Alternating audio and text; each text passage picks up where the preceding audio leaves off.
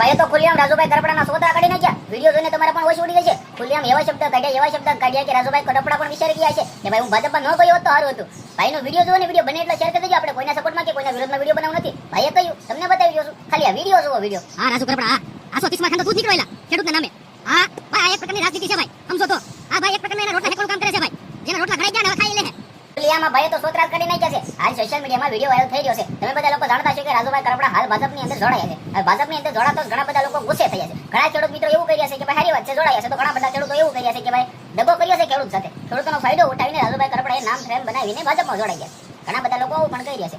પરંતુ રાજુભાઈ કરપડા જે ખેડૂતો માટે લડ્યા હતા, જે આંદોલન હડતાલની અંદર કર્યું હતું ને, ત્યારબાદ જે થયું હતું મિત્રો, પોલીસ ઉપર પથ્થરમારો થાય છે અને પોલીસે લાઠીચાર્જ કર્યા અને ત્યારબાદ જે હોબાળો થયો હતો આમની અંદર 30-40 જેટલા ખેડૂતોને જેલમાં નાખવામાં આવ્યા હતા અને ત્યારબાદ રાજુભાઈ કરપડા 108 દિવસ જેલમાં રહ્યા હતા. આ બધું જોયું છે.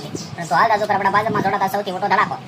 જે આ મિત્રવાદી તો ભાઈ ખુલ્લેઆમ સોતરા કાઢ્યા. વિડીયો વાયરલ થયો. વિડીયો જોઈને તમને શું લાગ્યું? તમારા વિડીયો વિશે શું કહેવું છે? તમારી શું રાય છે? એ પણ હું કમેન્ટ ની અંદર અવશ્ય જણાવી દેજો. વિડીયો શેર કરી, ફોલો કરી, સબસ્ક્રાઇબ કરી દેજો જેથી તમારા સમક્ષ અવેલેબલ જાણકારી લાવતો. આજના વિડીયોમાં જાણીને આપણે નવો વિડીયો મળીશું. જય હિન્દ, જય ભારત.